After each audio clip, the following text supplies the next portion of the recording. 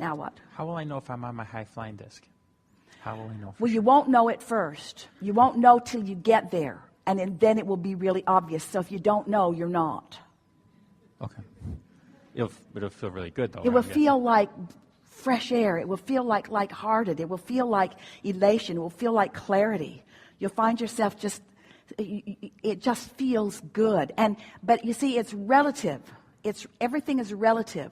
And so at first you'll reach for the high flying disc and you will reach a higher flying disc and it will feel better, but it won't be the highest of flying discs, but it's an improvement. And then as you keep reaching for the higher flying disc, it will be an improvement until eventually it's the sustaining of it. We would say, are any of you playing with this high flying disc? Are you feeling the difference in your experience? And would you say that the word clarity is a big piece in the feeling? Clarity? It really is the feeling of the absence of resistance. Because you see, on any of those other discs, even though, let's start with despair. Tremendous resistance in despair. Fear, tremendous resistance in fear. Revenge, slightly less resistance in revenge. Anger, slightly less resistance in anger. Frustration, quite a bit less resistance in frustration. Overwhelmment, pretty close to frustration. Hopefulness, big jump, much less resistance in hopefulness.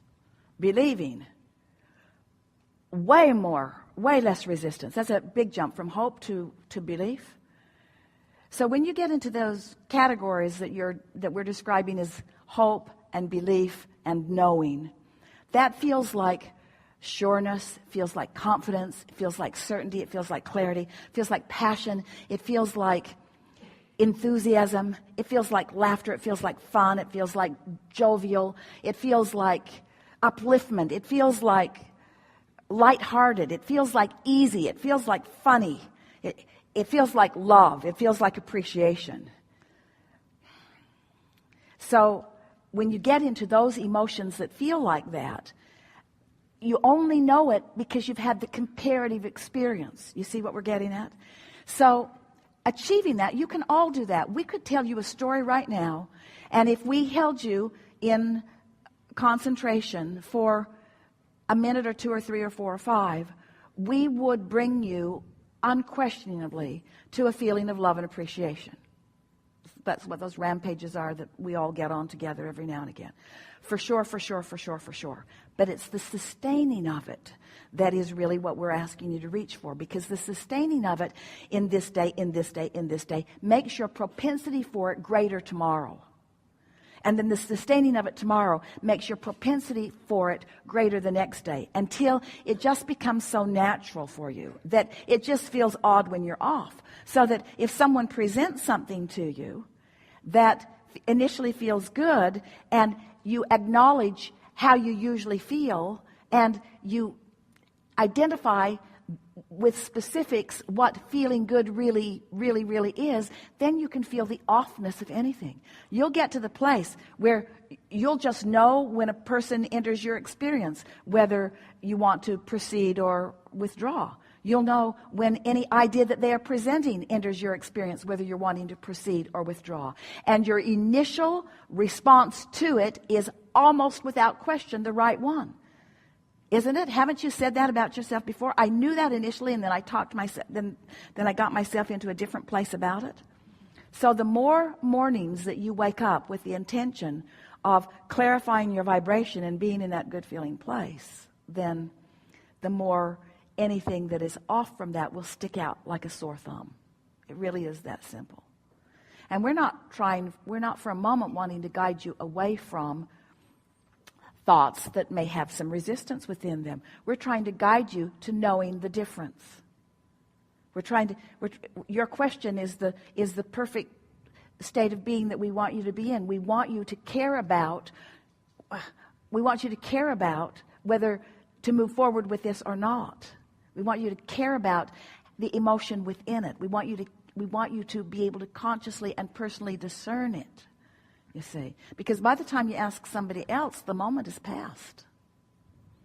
These rendezvous, they're junctures that are always opening for you. So it's like a series of paths constantly opening. And when you've been in a consistent vibration, the path just opens and opens and opens and opens and opens and opens and opens and opens and opens and opens and not only leads you pretty swiftly to where you want to be, but it's really a delightful journey on your way to where you want to be. And the same thing is happening with the paths that are opening to the things you don't want. And we just think it would be a really nice thing, and it's ridiculous for it to be any other way for you. We want you to know which path you're on, and we want you to know at the beginning of the path. We don't think you should have to get so far down the path with so much discomfort under your belt before you realize that but even if you've gone, so picture this. Did you get a sort of picture of that? The paths? So let's say you have enough momentum going that this path is lighting up, lighting up, lighting up, lighting up, lighting up, lighting up, lighting up, lighting up, lighting up. You're having a pretty good time, a good time, a good time, a good time, good time, good time. And it leads to things that when they manifest, you like them.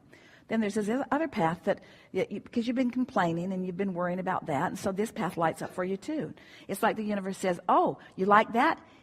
We'll come this way, there's more of it. Oh, you like that? We'll come this way, there's more of it. Oh, you like that? We'll come this way, there's more of that. Oh, you like that? We'll come this way, there's more of that. Or the universe is also saying, oh, you don't like that? We'll come this way, there's more of that. Oh, you don't like that either? We'll come this way, there's more of that. Oh, you don't like that either? We'll come this way, there's more of that. Well, you don't like that? We'll come this way, there's more of that.